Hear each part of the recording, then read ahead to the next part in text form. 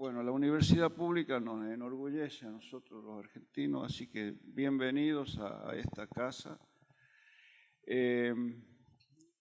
Tal vez me tenga que ayudar Marina, pero quiero decirles que el grupo Los Cholos ya tiene unos 20 años, van a cumplir 20 años de vida artística. Es un grupo de música popular, folclórica peruana, que conoce desde la cuna, cada uno de ellos conoce desde la cuna y las vivencias la música que hacen. Si bien residen en Lima, creo que uno solo de ellos, que tal vez sea Gómez, si no o no, tú, Ricardo, del Callao, ¿no? Pero son de diferentes lugares del Perú, lugares de una fuerte tradición cultural, ¿sí? Es un grupo que no hace música y se agota en la condición de interpretar música de su tierra. Es un grupo que ha madurado una conciencia social y política. O sea que la música que hacen está directamente entrelazada con una conducta social que los hace tocar desde los mejores lugares más conocidos y famosos y prestigiosos de su país hasta los lugares más populares donde se desarrollan tareas comunitarias y donde ellos se sienten en su casa por la raíz que tienen. Eso para mí es muy importante señalarlo. Estoy repitiendo comentarios que me hizo Marina. Espero no estar equivocándome y espero que ustedes puedan reforzar esta descripción que yo estoy haciendo sin conocer demasiado, porque para nosotros es muy importante el compromiso del artista con su pueblo y su cultura, ¿sí? Nosotros estamos abocados a una música que es la música de esta tierra, ¿sí? Y es muy importante esa cuestión de no ser simplemente intérpretes o instrumentistas, sino portadores de una cultura, ¿no? Así que para mí personalmente es un momento muy importante que vamos a disfrutar y les agradezco nuevamente la presencia.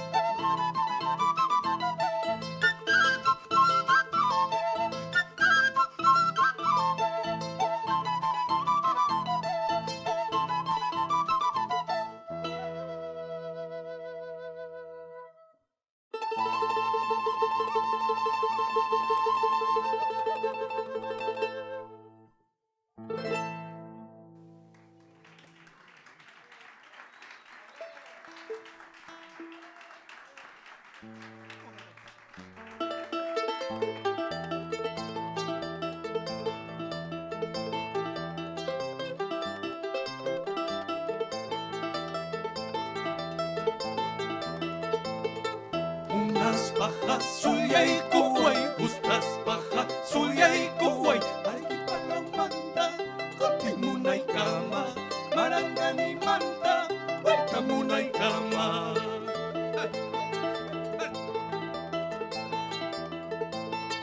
Puca y puca, manzana cha, gelu y gelu, duraznucha, pipacta y pacta, haka puca yanqui, pipacmi may pacmi, haka gelu yanqui.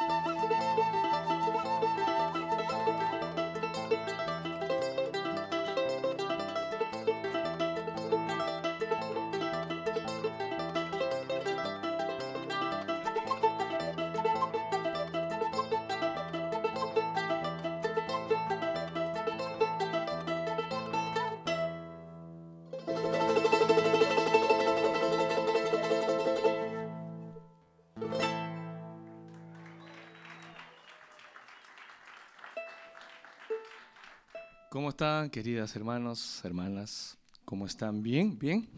Qué gusto saludarlos, agradecer, estamos en un momento todavía de agradecimientos, agradecer la confianza depositada para poder estar presentes aquí, es un honor, la verdad, y en una universidad pública que defiende muchos espíritus colectivos, entonces estamos más que contentos de poder sumarnos a esta forma colectiva de asumir la educación.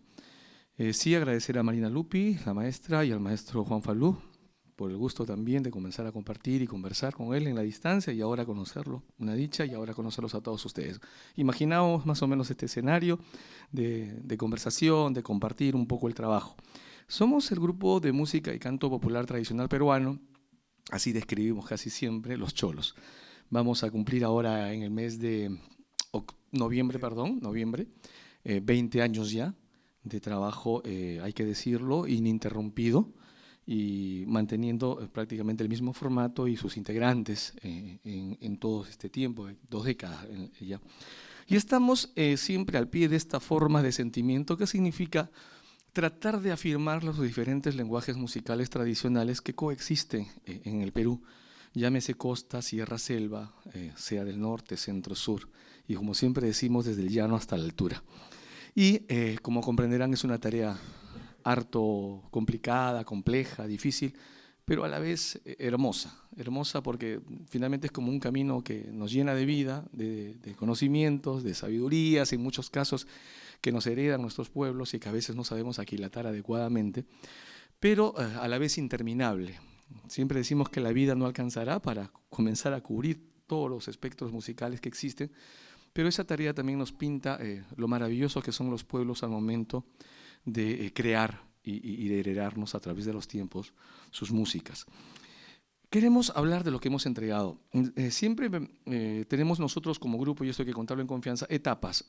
Hay periodos de tiempo donde comenzamos siempre con una canción, hasta que llega un momento en que dejamos y comenzamos con otra, como una forma de presentación y tratamos de que sea representativo.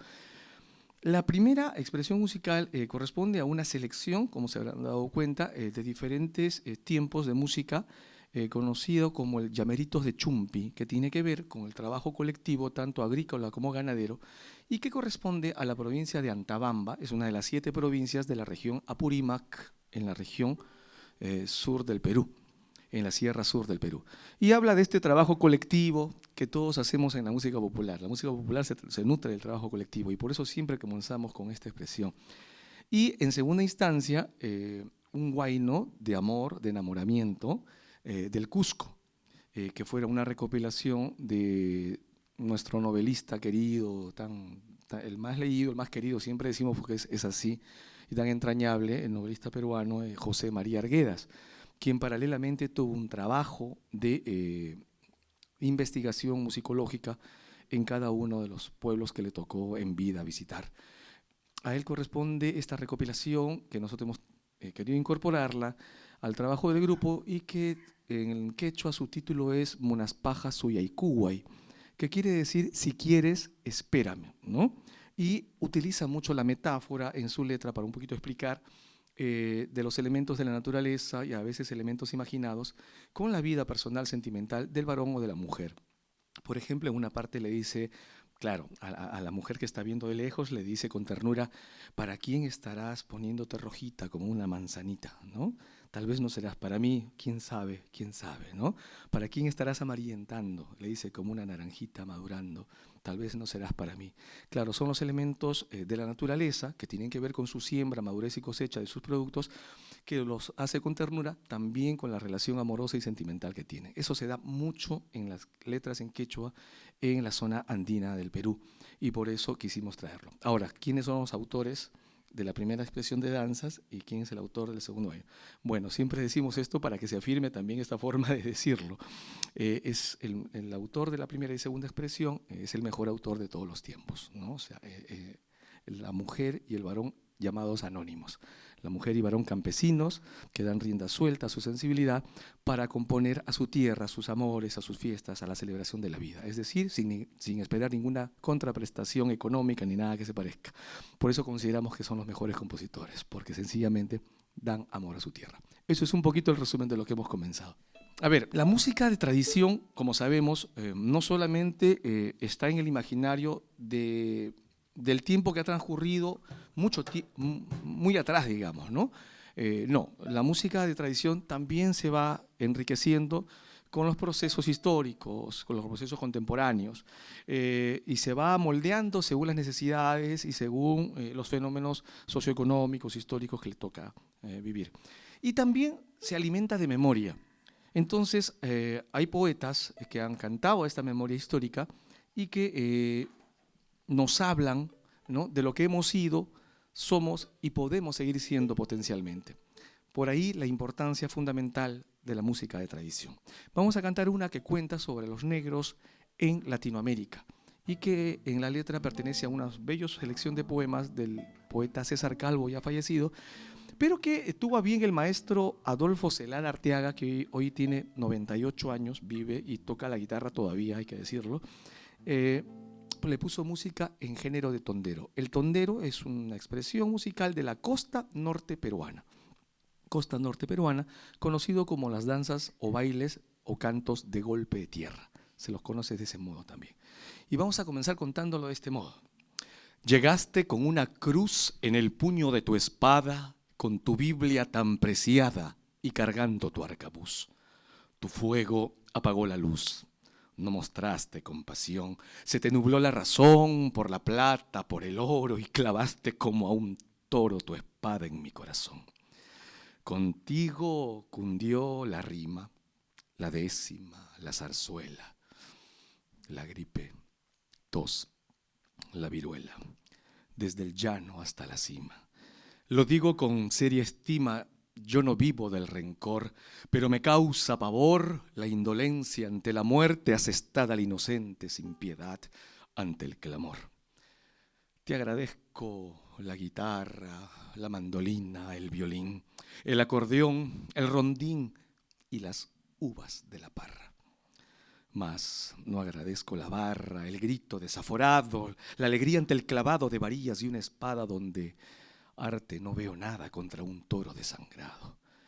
Aprendimos de tu idioma, tu descendencia andaluz y el mensaje de Jesús impuesto por tu corona. Tal vez todo eso emociona. La pluma, el vino, el papel, la quebranta, el moscatel, la serenata, el cantor que lleva en su canto amor y en la solapa un clavel. Pero no puedo olvidar a los muertos de esta historia. Perdonarás mi memoria, son millones que contar. Y es que en este largo andar aprendimos finalmente a tener siempre presente que el dolor nunca se olvida, que tanta sangre abatida se asimila simplemente. Golpe de tierra, paisano. Pueden aplaudir así sabemos juntos. Este es Condero. ¡Ey! ¡Ey!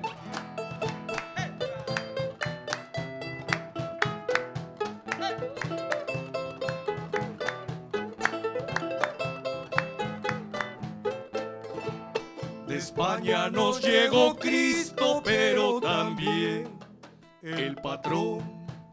De España nos llegó Cristo, pero también el patrón. El patrón igual que a Cristo al negro crucificó. El patrón igual que a Cristo al negro crucificó. ¡Oh, mame!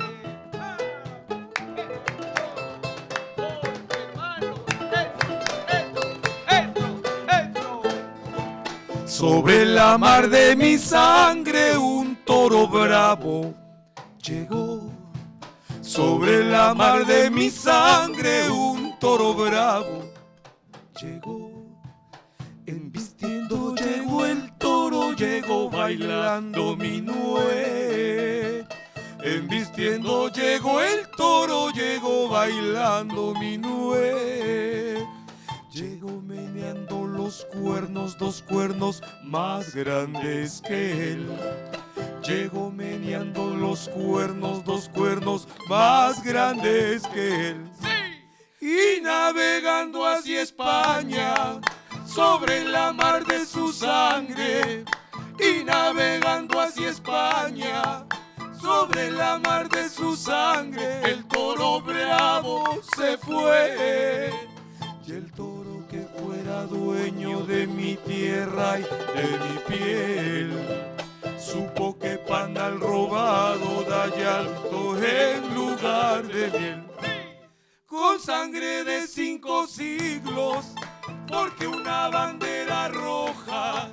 Con sangre de 5 siglos, porque una bandera roja y a mi modo lo toreé.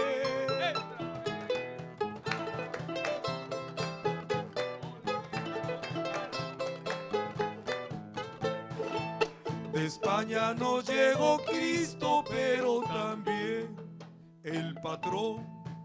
De España nos llegó Cristo, pero también el patrón. El patrón igual que a Cristo al negro crucificó. El patrón igual que a Cristo al negro crucificó.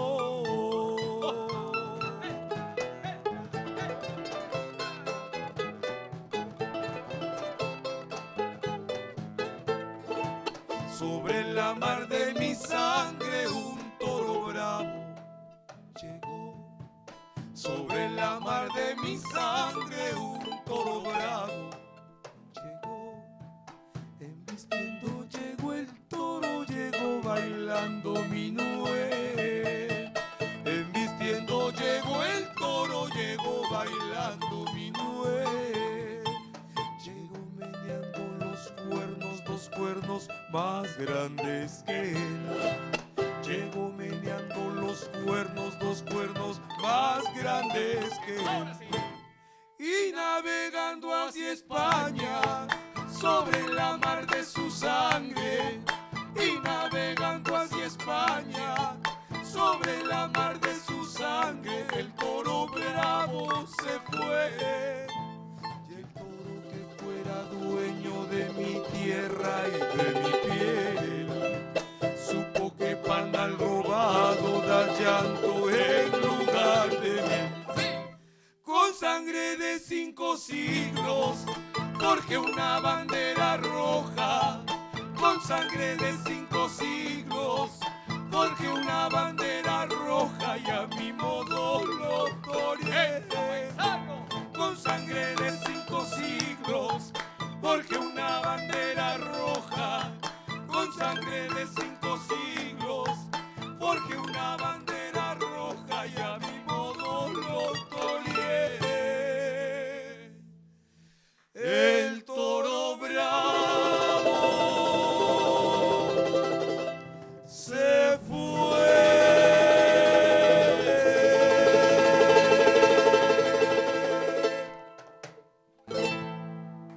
Las décimas iniciales de este tondero corresponden a mi hermano Henry Guevara. En realidad es una danza hermosísima de pareja, al igual que la marinera, puede ser confundida visualmente a veces, pero no, en la rítmica y en la forma de ser interpretada tienen sus propias características. Particularmente tenemos un amor especial por el tondero porque digamos que es más, tiene más de golpe de tierra, le llaman, y tiene un, si se quiere, un camino unificado en algún momento de la historia con la parte andina, ¿no? Porque se da un entroncamiento ahí con la zona andina. Sí, tondero, si por ahí tiene alguna inquietud con este género, es muy lindo, hay muchas expresiones y lo pueden buscar por ahí. Efectivamente, hay un trabajo de cortejo ahí, es muy simpático ver la danza del tondero y tiene muchos elementos de la vida cotidiana, del campo, ¿no? Entonces, hay un momento que simula, por ejemplo, el enamoramiento del chilalo con la chilala en un momento, y en otras partes muy marcados, por ejemplo, incluso porque en esa zona crían muchos los pavos, por ejemplo, ¿no? Ustedes han visto que la pava como que levanta el plumaje cuando quiere llamar la atención. Bueno, el paso de la mujer en el faldón más o menos apela a eso, y es muy lindo ver cómo el vuelo del faldón, a medida que va danzando, va haciendo piruetas en el aire.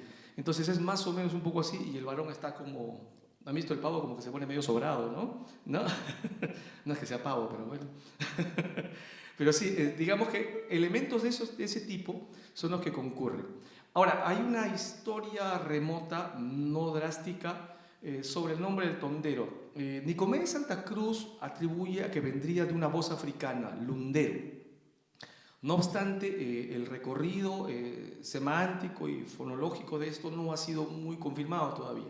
Hay otra teoría, y esto para soltarlo como dato, ya valga la pregunta, es que esta zona es desértica, la zona de Piura y la zona de Trujillo hacia el norte es desértica. Entonces la falta de agua ha sido un elemento muy importante, digamos, en la vida para desarrollar el ingenio de estos habitantes. Se sabe que se fabricaron, y testimonio quedan en Chulucanas, que es esa parte de Piura, se fabricaron grandes toneles de barro, de arcilla, grandes toneles. Hoy en día se siguen haciendo piezas de barro en Chulucanas, pero más pequeñas. Y esos toneles los llenaban de agua, según dicen, muy altos, más altos que el tamaño de una persona, para, como modo de reserva, ¿no? Como modo de reserva de agua. Y ya, ¿cómo sabían que el agua estaba vaciándose o no? Porque la sacaban de cuando en cuando. Bueno, golpeaban con una tabla, dicen de algarrobo, Y según el sonido, podían saber si estaba muy bajo el agua o estaba medianamente llena. Entonces, muchos dicen que ese sonido, tum, tum, tum, tum, por ahí podría haber venido la parte, si se quiere, un juego onomatopéyico del término tondero. Pero son teorías sueltas, son teorías sueltas. El género tiene unas mudanzas establecidas por tradición, tiene toda una coreografía de inicio inclusive. Según cómo se va desarrollando la primera parte de la canción, el varón está zapateando como invitando, ¿no?, a un lado, medio agazapado, ¿no?, y la mujer esperando. Cuando ya entra la segunda parte donde estamos en las palmas, ¿se dan cuenta? Recuerda que hay una parte como que se desata el tema. Bueno, las parejas ahí están rienda suelta a su acercamiento, digamos, más coqueto, ¿no? Ajá, al cortejo más determinante. Obviamente el ritmo de la canción les está marcando algo de fe. Sí, tienen pautas muy seguidas, ¿no? Muy seguidas. Y el tondero siempre se danza descalzo. Siempre. Por eso se le llama de golpe de tierra, ¿no? De golpe de tierra. Siempre, esa es una particularidad. A diferencia de la marinera, que puede ser con calzado o puede ser también descalzo, según el lugar. Pero el tondero siempre descalzo. O sea, si alguna vez se animan a bailar un tondero, no se olviden de quitarse los zapatos. Es requisito indispensable. Pero en el tondero se nota más el aspecto rural, digamos, ¿no? Digámoslo de algún modo. Y se dice que tiene mucha influencia andina y negra el tondero. Lo negro está clavado, pero lo andino también tiene. Es un género diferente y se da en la costa. La diferencia del tondero es que se da en la costa norte del Perú, nada más. Trujillo, Piura y parte de Tumbes, ¿no? Se da esa zona de influencia del tondero. En cambio, la marinera, con todas sus variantes, sí se da, digamos, en todo el Perú. Es un género panperuano, o sea, se da en todo el territorio nacional. El tondero solamente en la costa norte. Es el charango de morfología tradicional peruana de la Sierra Sur del Perú. Es laminado, base plana, digamos, es como una guitarra reducida en su forma visual, ¿no? Sí. Pero tiene sus propias formas de interpretación y de asumirse a lo largo de la historia, que nos va a explicar un poco ahorita. En Perú normalmente no se utiliza el charango para acompañar los géneros norteños. O sea, nosotros tenemos una gran tradición charanguística que no se ha visibilizado mucho a través de los gobernantes, pero que están ahí creciendo con el agua que cae del cielo, ¿no? Pero el charango se ha gestado a partir de la zona andina sur del Perú, los departamentos de Ayacucho, Apurímac, Cusco, parte de Arequipa y Puno, ¿no?, que es la zona colindante con Bolivia. Pero morfológicamente hay una gran diferencia. Mientras los charangos bolivianos son vaciados, los charangos peruanos son laminados, o sea, es más o menos la reducción del tamaño de la guitarra. Entonces, te decía, normalmente no se utiliza el charango para el género tondero, pero nosotros o sea, parte del trabajo en el cual estamos involucrados todos es tratar de ver diferentes géneros peruanos que se puedan adaptar al formato que tenemos los cholos. Y entre ellos el tondero, ¿no? O sea, simulando de repente como si fuera una primera guitarra, ¿no? La base rítmica es muy parecido a la chacarera o a la marinera, ¿no? Pero los demás adornitos sí son, claro, muchas horas de escucha, estar en las fiestas, estar en los lugares donde se toca para poder adaptarlo al instrumento. Este es el charango estándar. Este es un gualaicho que se toca también en la zona de Ayacucho, que es más chiquitito. Y este es un charango al estilo de Parinacochas, la afinación, que es de la zona de Ayacucho. La zona sur de Ayacucho. Sí, la zona sur de Ayacucho. Entonces, para darle una connotación parecida, por lo menos acercarnos mucho a cómo se ha desarrollado el charango en el Perú. Por eso es que traemos todo un cargamento de charangos en la maleta. Aunque también hay grabaciones donde se tocaba con ukelele, también. Y banjo. ¿No? Y banjo. Sí. Ajá. Entonces banjos campesinos, elaborados por ellos mismos. Sí. Hay un proceso de fusión, de mestizaje, ¿no?, en el Perú. Para bien, somos una sociedad bien fragmentada. O sea, regionalmente somos muy fragmentados a partir del velo colonial que hemos tenido, pero eso nos ha servido para reconocernos a través de nuestras diferencias. O sea, tú vas a cada región del Perú y vas a encontrar músicos de altísima calidad y música de altísima calidad, géneros que no son visibilizados, porque lo que llega acá a Argentina, por ejemplo, o a otros países donde hemos tenido la suerte de estar, es el vals de Chabuca Granda, la música negra y paras de contar. No se conoce la tradición charanguística del Perú, no se conocen los géneros de tierra adentro. Entonces es un poco el trabajo que hemos emprendido hace 20 años ya con mis hermanos los cholos, de poder visibilizar esa música, ¿no? Porque si no, ellos van a seguir creciendo igual. O sea, como te digo, es como las plantas que están recibiendo el agua del cielo, ¿no? Igual. Es increíble, impresionante la convicción con la cual la gente celebra sus fiestas, ¿no? Pero eso no está visibilizado para afuera. O sea, la gente de afuera no conoce, salvo Chabuca, repito, y la música negra, que ha venido como una cuestión así medio exótica, ¿no? Pero Perú es muchísimo más, crean. El cajón sí forma parte del tondero, sí, porque ahí está entroncado lo negro. Ahora, nosotros tenemos que agradecer porque ustedes lo deben saber porque en algún momento han viajado con sus instrumentos y saben lo difícil que son las líneas aéreas. No existe pasajes especiales para músicos. Entonces, a veces tratamos de evitar traer ciertos instrumentos si algunos amigos nos lo consiguen. Bueno, y a veces no es la suerte de conseguir el mejor instrumento necesariamente, pero bueno, nos salva la pauta. Este cajón nos han prestado por aquí.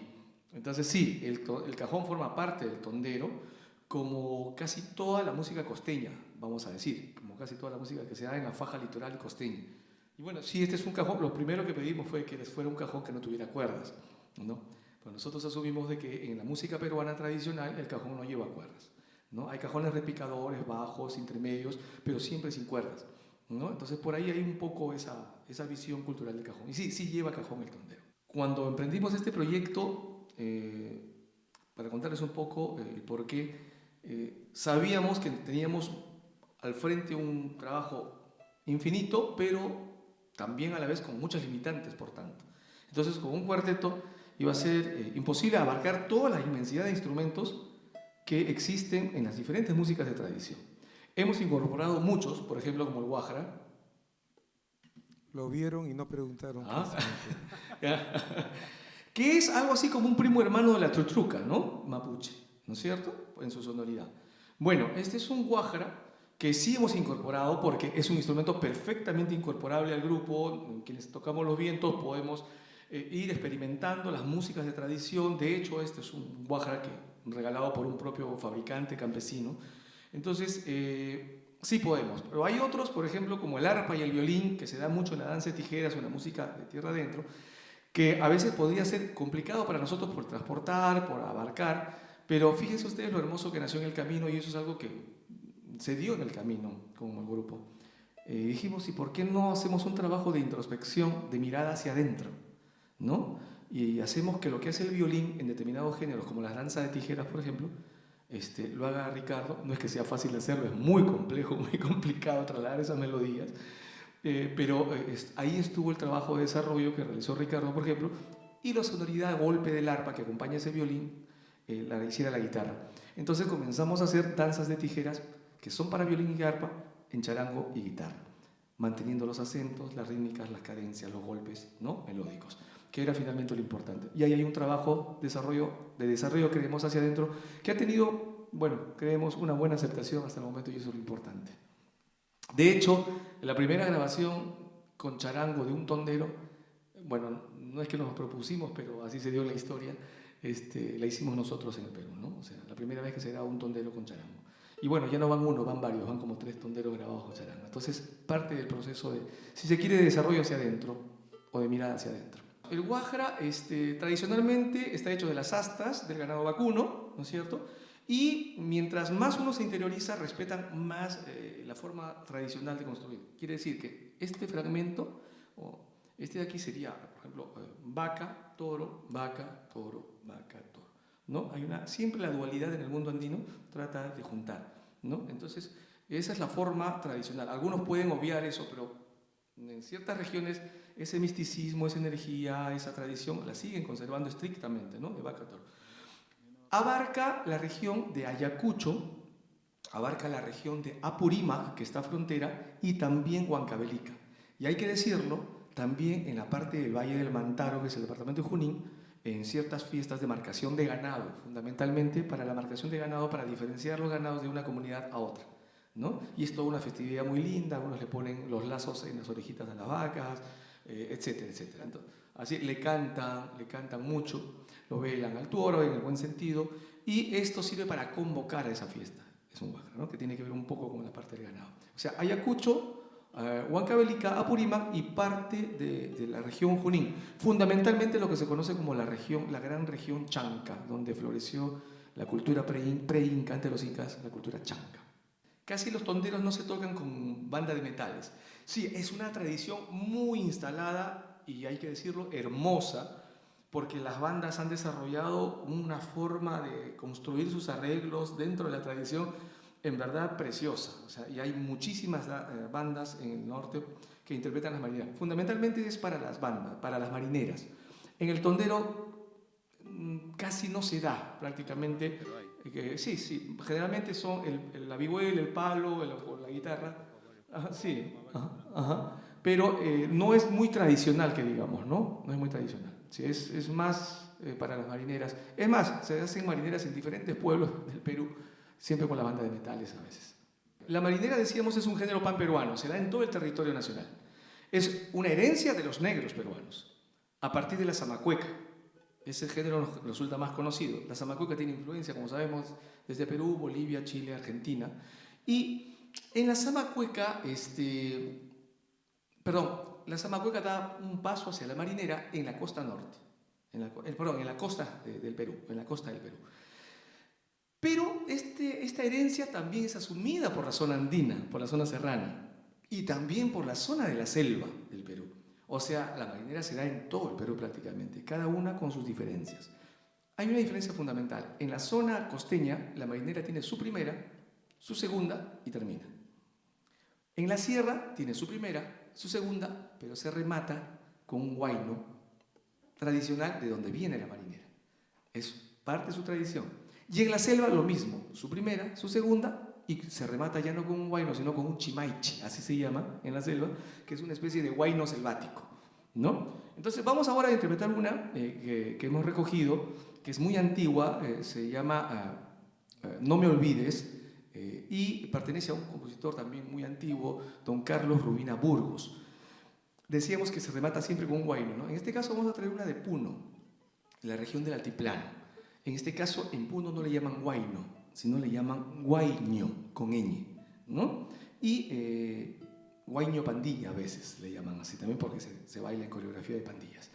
Bueno, este huayno pandilla que vamos a rematar es composición de Ricardo García, que lleva por título Emma, que se dedicado a su mamá. Con mucho cariño, No me olvides y Emma.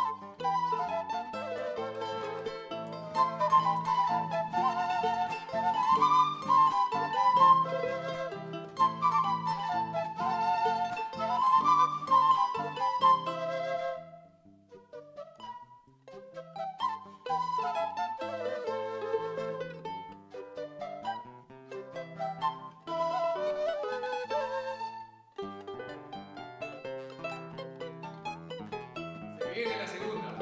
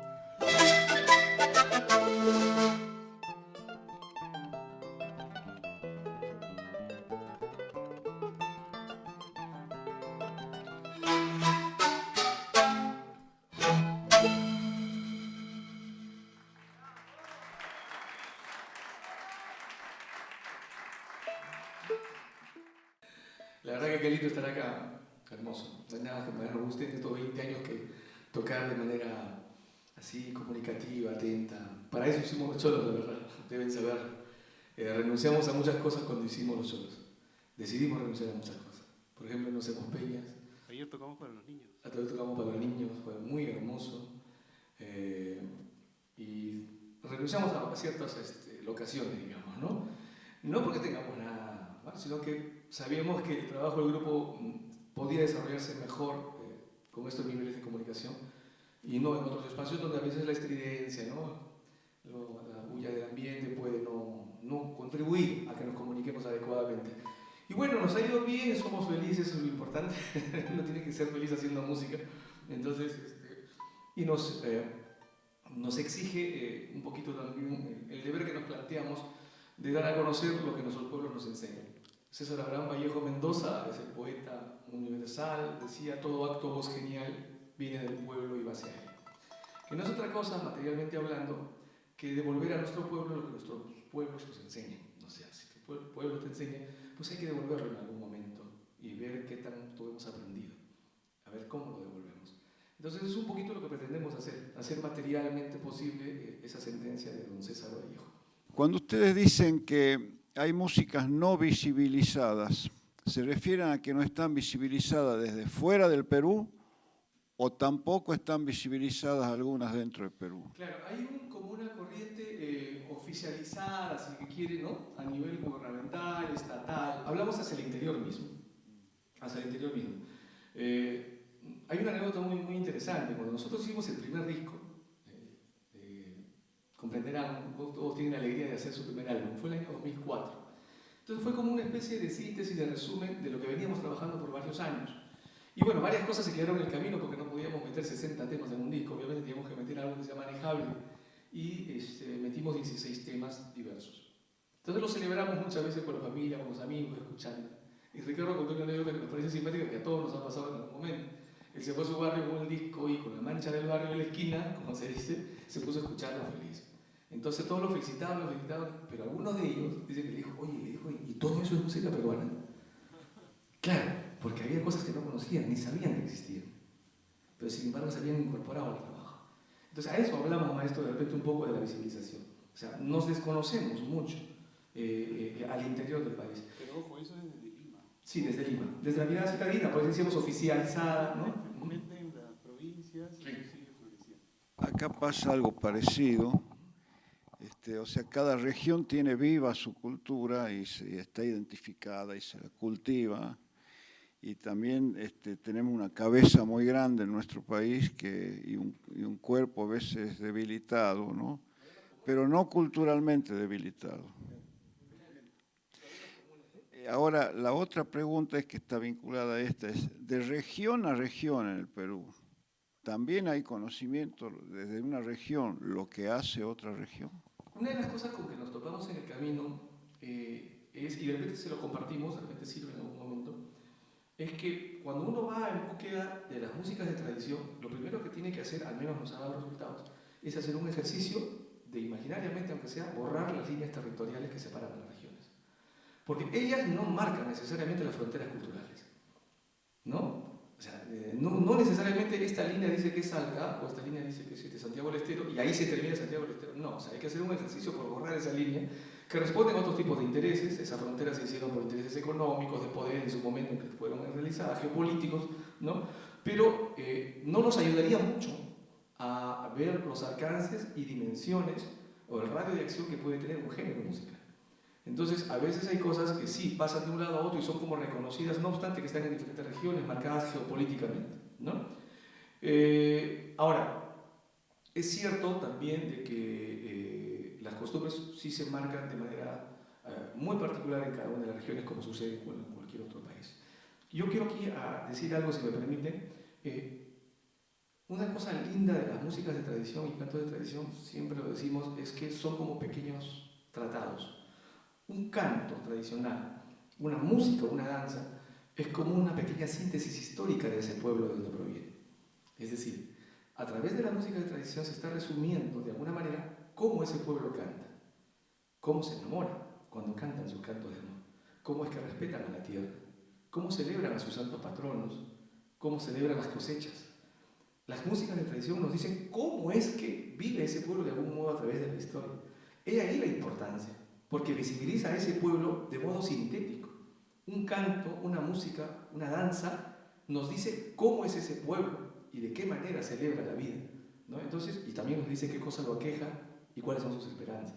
Por eso la importancia, y ahí es donde nosotros sentenciamos un poco en el sentido de que las músicas de tradición son importantes porque a veces visibilizan a los pueblos mucho más que los discursos y los mapas oficiales, muchísimo más. Está ahí el pueblo latiendo y afirmando su cultura. En general, a través de la historia, la influencia de Perú, fundamentalmente más hacia el sur, en esa originalmente llamada Zamacueca, fue que quizás en los actuales países de ahora se fue volviendo cueca o se fue volviendo sambo, o fue tomando esas otras pieles. La pregunta más que nada iría a creen ustedes que se fue dando esa transmisión cultural y generándose esa música en otras geografías? Hay varias líneas de desarrollo, creemos, y es más, está documentado muchas de ellas. Hace un rato decíamos que lo que había que hacer es un ejercicio de eliminar un ratito las líneas territoriales, ¿no? los límites territoriales, no solo al interior del país, sino si hacemos un ejercicio, quienes venimos bañados por el regazo de la cordillera andina, ¿no? Todos, también deberíamos un poquito a veces borrar esas líneas de Bolivia, Perú, Chile, Argentina, para también hacer un ejercicio, ¿no? Atahualpa Yupanqui hablaba del yarabí, por ejemplo, en una de sus coplas. Claro, y el yarabí es también un término usado ya para cantar algo similar. Entonces, por eso decimos de que hay que hacer ese ejercicio cuando vamos en busca de la música de tradición. Ahora, la zamacueca, que llega con los negros, hasta donde se sabe, y Margot Loyola, la musicóloga chilena, también lo establece así con los negros peruanos, viaja de algún modo por las formas geopolíticas de la época que tenían mayor poder. Acuérdense la parte del altiplano, ¿no? Que estaba también la parte de Chuquisaca, Cochabamba, y el Río de la Plata era otra zona también muy importante. Unos puertos de comunicación importantes han sido el Callao y Valparaíso. Por eso que han viajado muchas canciones. Uno va a Valparaíso, hablando un poco contemporáneamente, y escucha valses antiguos que se escuchan en Lima, o sea, y en Chile, o sea, es lo mismo. Y han viajado mucho. Entonces son puntos importantes, tanto de viaje como geopolíticos en su momento de poder, de centros de operatividad económica, social, política. Entonces, eso ha hecho que viajen en determinada dirección ciertos géneros, ¿no? La zamacueca, bueno, ahí hay una figura metafórica que dice que bueno, que zamacueca, como que dividir, la zamba, ¿no? Se vino por acá y la cueca se repartió entre Chile y Bolivia y parte del norte argentino también, ¿no es cierto?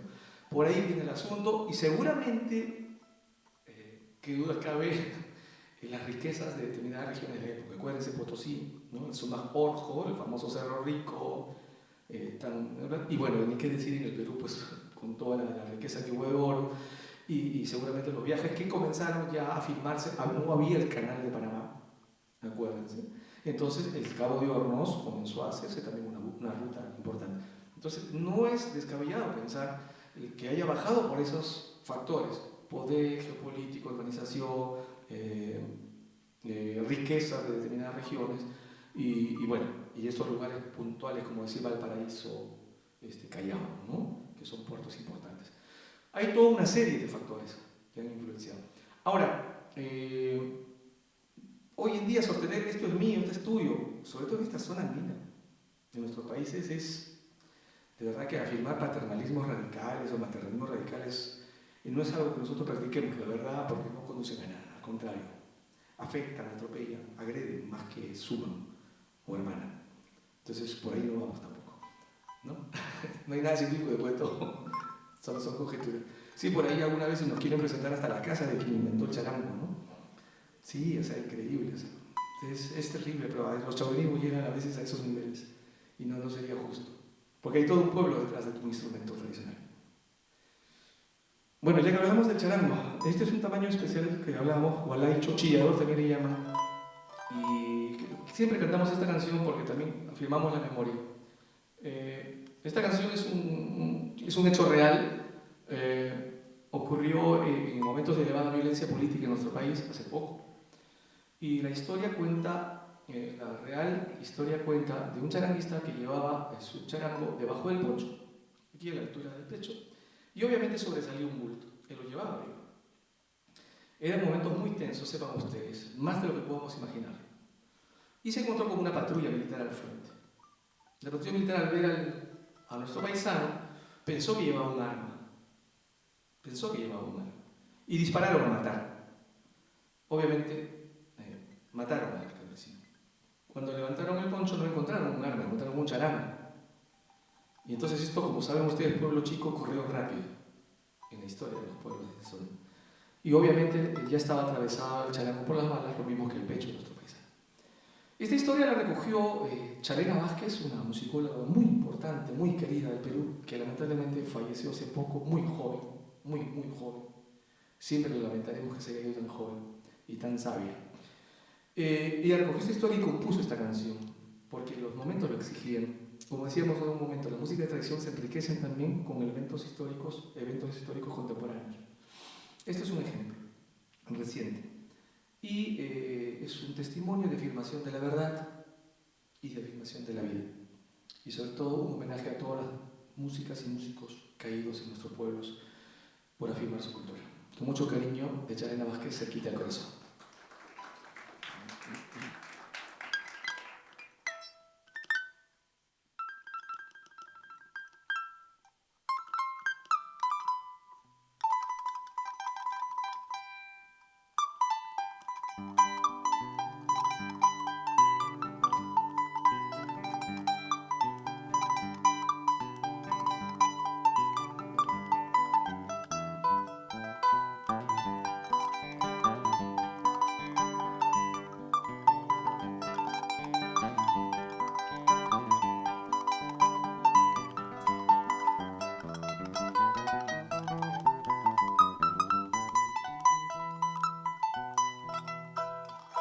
Debajito de su poncho, cerquita del corazón. Debajito de su poncho, cerquita del corazón. Abrigaba su charango, murmurando una canción. Abrigaba su charango, como abrigando al amor. Debajito de su poncho, cerquita del corazón.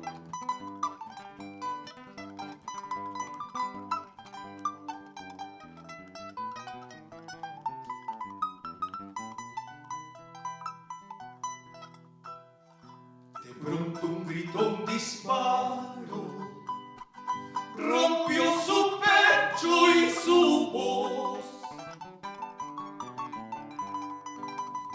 De pronto un grito, un disparo, rompió su pecho y su voz.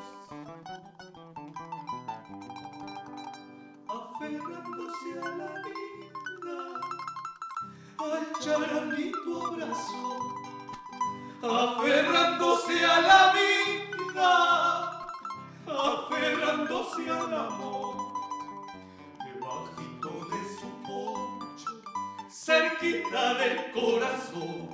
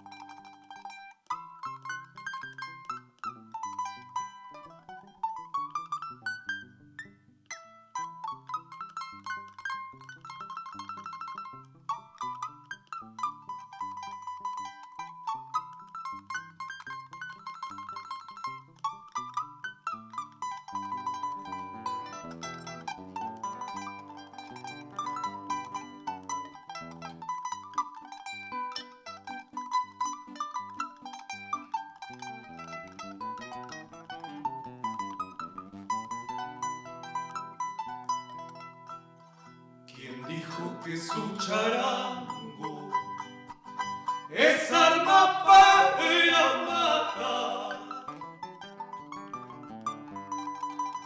¿Quién dijo que su charango es arma para matar? ¿Quién quiso matar sus sueños? ¿Quién quiso matar su amor? ¿Quién quiso matar sus sueños? Cerquita del corazón, como si matar pudiera la magia de su canción. Debajito de su poncho, cerquita del corazón.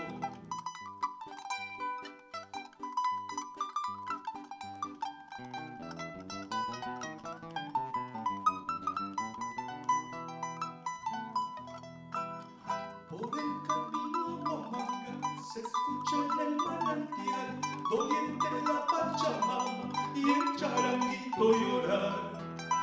Por el camino a Huamanga se escucha el del manantial, doliente la Pachamama y el charanguito llorar, y el charanguista cantar.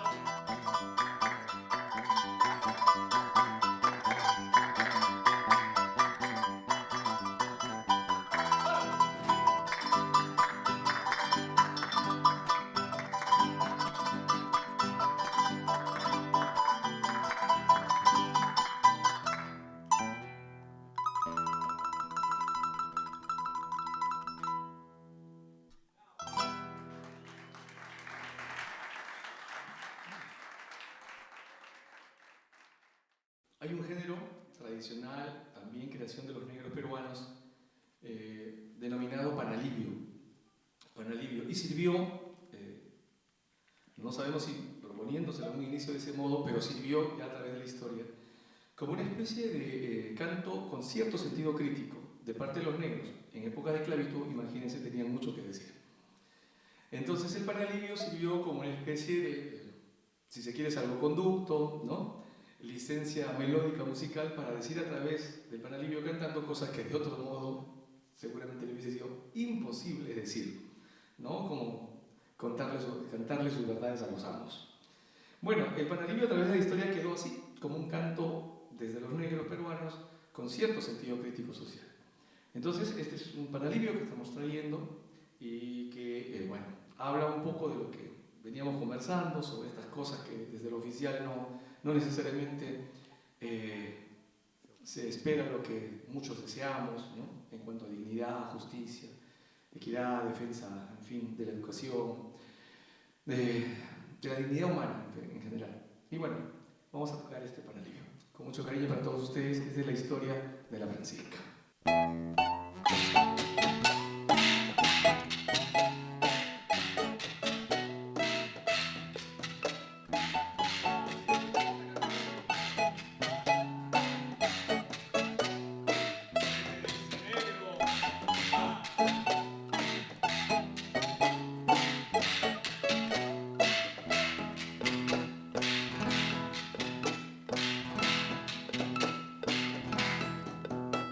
Me han dicho que la Francisca votó por los patrones, sí, por los patrones, mujer, por los patrones.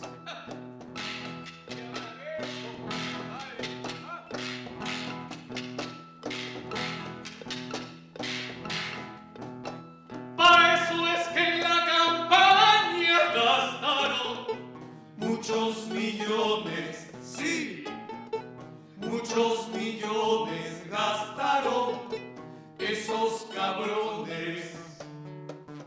Al igual que a esta negra, muchos pobres se engañaron, regalaron su esperanza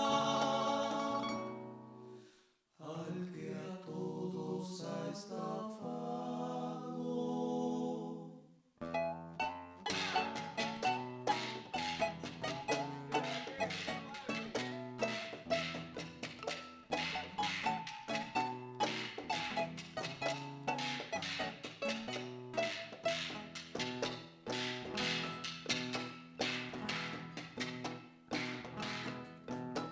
Y ahora muchos pobres, compadre, se han resignado,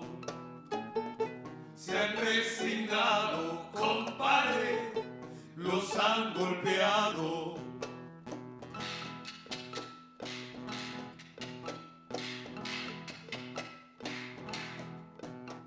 Y dicen que a este mundo, compadre, nadie lo cambia, nadie lo salva, compadre, jodido anda. Esta forma de complejo la alimentan los patrones, nos inventan oraciones, nos dicen que el cielo es nuestro. Pero yo les aseguro, hermanos, que todo eso no es cierto. Unamos todas las fuerzas porque el futuro es nuestro.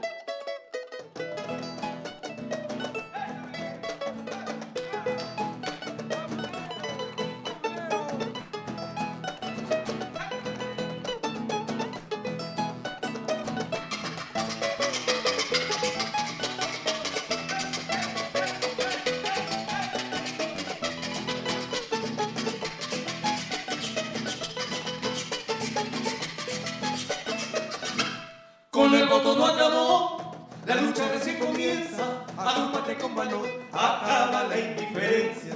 Agrúpate con valor, acaba la indiferencia. Con el voto no acabó, la lucha recién comienza. Agrúpate con valor, acaba la indiferencia. Agrúpate con valor, acaba la indiferencia. El patrón que te ha engañado con otros se ha de juntar. Únete con tus hermanos y el pueblo vencerá. Únete con tus hermanos y el pueblo vencerá.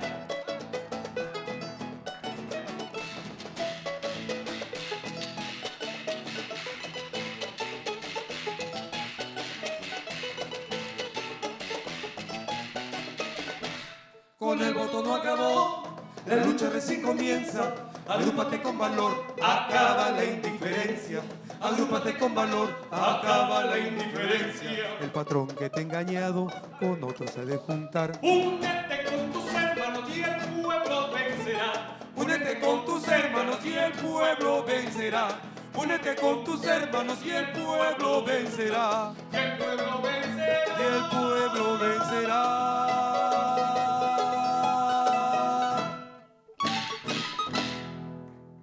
De ninguna manera podemos estar ajenos a lo que sucede en una realidad como la nuestra. En un país creemos de que los maestros mayores ya han dejado lecciones, muchos, de cómo seguir una senda, o al menos unos pequeños derroteros. Están ahí como llamas flameantes y están esperando que le damos antorcha en el puño, si se quiere, para poder andar.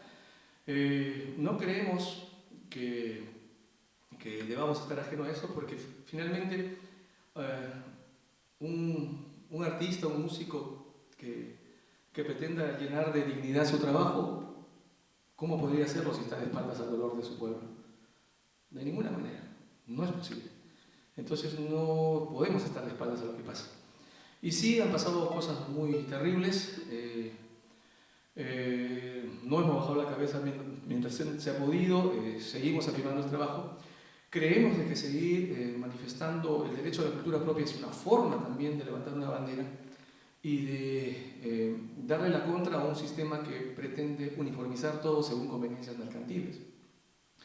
Entonces se pretende arrasar personalidades culturales, se pretende también de ese modo acallar voces, ¿no? Que tienen sus justos reclamos, sus propias esperanzas, y si desde la música tradicional sobre todo no estamos atentos a ello, la verdad que no tendría ningún sentido estar en la música. No podemos estar desligados de lo que puede acontecer en el país, y hay que sumarnos a poder de alguna manera, como decíamos hace un rato, solamente levantar esas banderas que ya han sembrado maestros. Los pueblos luchan día a día, y si podemos luchar cantando y tocando, ojalá sume una bonita armonía para esos puños en alto, para esas voces en alto que quieren una patria mejor, un continente mejor. La habanera se dejó de interpretar masivamente más o menos a mediados de 1950, entre 1950 y 60.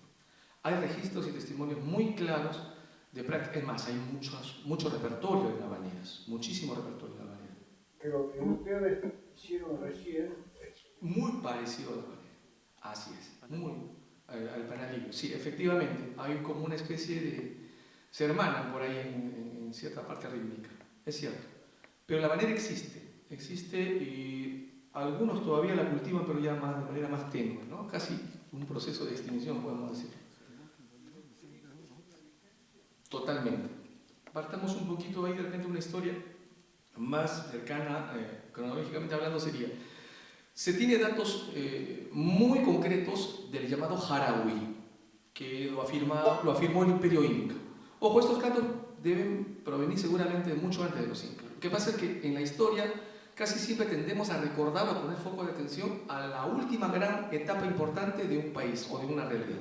Y nos olvidamos lo que hay detrás, ¿no? Ahora, y si nos ponemos a pensar, los incas son los que menos han durado en el Perú antiguo, pero son los que más se expandieron. Eso es cierto. Su mayor mérito fue que el pueblo que conquistaban no lo destruían, lo incorporaban a la nueva organización social. Es por eso que hoy podemos tener testimonios pre-incas, miles de años antes que los incas, de pueblos que ellos mismos dominaron, pero que no destruyeron. ¿No es cierto? A diferencia de Occidente, que donde venía, destruía, sobre un templo hacía una caballeriza, por ejemplo, ¿no? Eso no hacían los incas, lo incorporaban a la nueva organización. Y los incas tuvieron un canto ceremonial conocido como el jarabe, que sería tal vez hasta donde se conoce el único género que no se danza, que no se baila. Y para los rituales religiosos, ¿no?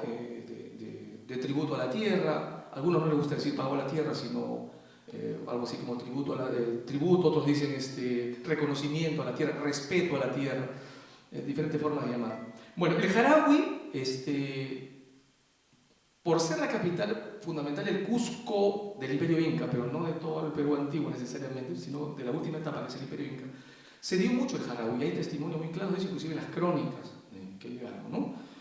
Bueno, en la época de las luchas por la independencia, en Arequipa surgió un poeta maravilloso, un tipo muy cultivado, muy culto, muy ilustrado, muy joven, don Mariano Lorenzo Melgar Valdivieso. Y él le cantaba un amor que lo hizo sufrir siempre, Silvia. Y no se sabe si Silvia era el nombre o era el seudónimo que él utilizó para ocultar el nombre. Pero finalmente lo separaron a dos familias y el tipo no pudo separarse jamás del corazón ni de su mente ni de su sangre, el nombre de Silvia, y a ella le dedicaba todo. Entonces él comenzó a hacer canciones, cantos de amor. Y como era un tipo muy cultivado, tomó conocimiento del jarawi y utilizó esa forma, ¿no? de interpretación ya mestiza, obviamente porque él era mestizo, y comenzó a hacer sus cantos a Silvia, fundamentalmente, no obstante otras temáticas. Pero lo que sucedió siempre, el castellano, el criollo, ya pronunciaba el quechua como podía o lo recordaba, porque no era su lengua madre, ¿no es cierto? Entonces hasta la pronunciación se le complicaba. Y él acuñó el término yarabí como una variante fonética de jarawi, ¿no? Yarabí, jarawi. Entonces, hasta donde se tiene ese dato, él sería el que acuñó ese término de yarabí, ¿no? Qué bueno que haya sido él, realmente un tipazo, un personaje importante, la verdad. Y muere fusilado precisamente en las luchas por la independencia, ¿no? Ahora, él podía tranquilamente alistarse con los realistas, con la corona española, tranquilamente, pero no, decidió morir con los llamados indios y a ellos se plegó, siendo, inclusive pudiendo acceder a los puestos por su preparación. Y el yarabí toma un nombre particular en la costa norte, de donde viene el tondero, ¿no? De que hablábamos hace un rato, en la costa norte, y también parte de la Sierra Norte, que es Cajamarca, el nombre de triste, que no es otra cosa que el yarabí denominado de otro modo. Es el triste. Efectivamente, existe el triste, con sus particulares interpretaciones según la región donde le toca desarrollarse. Efectivamente, por ahí vendría lo del triste, que es como se le llama particularmente en la costa norte y en la Sierra Norte al yarabí, que proviene del jarawi y que daría pasos seguramente también a las llamadas vidalas y bagualas, ¿no? Que están más o menos por ahí en esos cánones interpretativos. Eso es un poquito de historia para compartir. El triste. Sí, son muy lindos. Es el preámbulo, sí. Es el preámbulo al tondero. Así es. Aunque no siempre se hace, suelen interpretarlo previo a un tondero. Ahora, en la sierra se canta solo. Y generalmente lo rematan con le llaman una chiquitita ya desde el castellano, pero no es otra cosa que el guayno. O sea, dicen si un triste o un yarabí nos hace llorar, un guayno nos hará alegrar. Y se mandan a la segunda y salud para adelante, ¿no? Bueno. Es bueno decirlo también porque de repente a veces nos quedamos. En Cajamarca se interpreta el triste, que es, ya vemos que viene el yarabí y el originario jarawi, pero en Cajamarca hay una técnica de interpretación, me encantaría que puedan escucharlo algún día, de verdad que sería lindo, donde cantan mujeres y varones. Y cuando cantan mujeres es impresionante, la verdad, es estremecedor. Y usan una técnica vocal muy marcada, muy exagerada, con vibrato en el pecho y todo el aparato fonador y todo eso, pero muy potente, muy fuerte, y tiene unas inflexiones maravillosas de cambio de tonalidad, de cambio de tono, perdón, muy ricas. Y por esa técnica se le llama pechada, solamente en Cajamarca, que es una variante del triste o del yarabí o del jarabe. Se le llama pechada. Ya sabrán por qué le llaman pechada, porque hacen mucho trabajo de voz de pecho, una cosa así. Y bueno, eso hay que compartirlo porque no se conoce. Y nosotros grabamos una pechada en el segundo álbum. Nos atrevimos, nos costó muchísimo trabajo porque ahí es puro pecho. Y sí, lo grabamos sin ningún instrumento como se canta en el campo, así, sin instrumentos, solamente voces. Y bueno, parece que gustó porque al menos nadie nos ha golpeado todavía. Bueno, eso va por ahí. Vamos a interpretar ahora, queremos traer...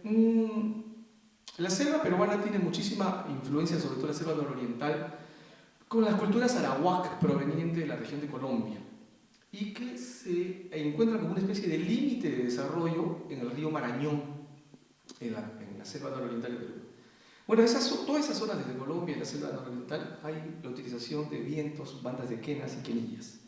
Entonces, este formato es más o menos el percutivo y el de la quenilla, y nosotros en esa mirada hacia adentro también incorporamos la parte melódica linda que tiene con el charango, que ya van a ver un poquito cómo lo hacemos. Pertenece al maestro pertenece al maestro Andrés Vargas Pinedo, tantos nombres en la cabeza. Andrés Vargas Pinedo, que es un señor invidente, autor de la mayoría de danzas que los chicos danzan hoy en el Colegio de la Selva, pero nadie sabe qué es él. Y él es invidente, sigue tocando en la calle, olvidado por muchos, y tiene su latita donde pone la limona, las monedas, y casi nadie sabe que él es el autor de la danza de nuestros hijos, ¿no? O sea, que danzan en los colegios, y el recopilador. Y está al costado de Saga Falabella, ni más ni menos, pidiendo su monedita, no es tocando. Pero a él pertenece esta canción y es un homenaje también para él y a la música de la selva. Dice de que él escuchó a un pajarito cantar cuando se bañaba en el río, pues tenía un contrato en la noche en el pueblo, y escuchó a un pajarito que se llama el flautero. Y él dice que no se lo escucha así nomás, ni los lugareños lo escuchan, o sea, está muy selva adentro. Entonces él salió y siguió con su quena, siguió al pajarito, un poco duplicando el canto del pájaro en su quena. Así que se fue luego el pájaro y él lo siguió tocando, y con su grupo le dijo, miren, tengo esto. Y lo tocaron y en la noche lo estrenaron en la fiesta del pueblo. Fue tanta la receptividad que dice que la tocaron cerca de 20 veces porque el pueblo se la pidió mucho. Y la alegría era mucho, y no tenía título. Entonces el maestro dijo, el título cae por su propio peso. Alegría en la selva, con mucho cariño.